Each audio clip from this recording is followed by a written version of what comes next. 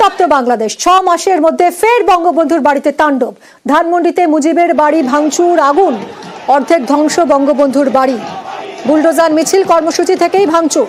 মিছিল থেকে বঙ্গবন্ধুর বাড়িতে চড়াও, ভেঙে দেওয়া হলো দেওয়াল, খোলা হলো জানালা দরজা, ভাঙচুর করে আগুন ধরিয়ে দেওয়া হয়। ছাত্রলীগের সভায় হাসিনার ভাষণের প্রতিবাদ মিছিল করে গিয়ে ধানমন্ডিতে হামলা চালায়। গত বছর শেখ হাসিনার দেশত্যাগের পরও হামলা হয় ধানমন্ডির বঙ্গবন্ধু ভবনে।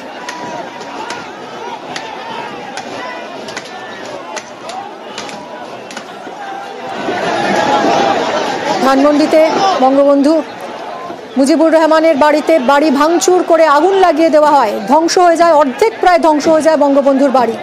বুলডোজার মিছিল কর্মসূচি থেকে ভাঙচুর চালানো হয়। মিছিল থেকে বঙ্গবন্ধুর বাড়িতে চড়াও হয়ে ভেঙে দেওয়া হয় দেওয়াল, খুলে ফেলা হয় জানলা দরজা। শুধু তাই নয়, ভাঙচুর করে আগুন ধরিয়ে দেওয়া হয়।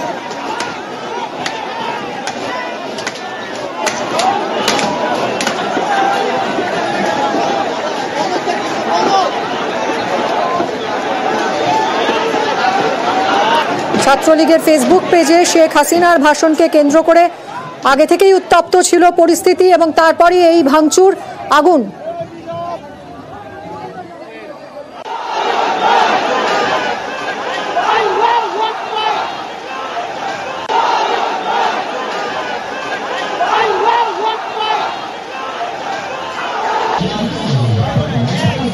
মুজিবুর রহমানের ধানমন্ডির বাড়িতে একেবারে ধ্বংসলীলা। রাতভর তাণ্ডব চলে। বাড়ির সামনের অর্ধেক অংশ প্রায় ধূলিসাৎ হয়ে যায়, ভাঙচুর করে আগুন লাগিয়ে দেওয়া হয়।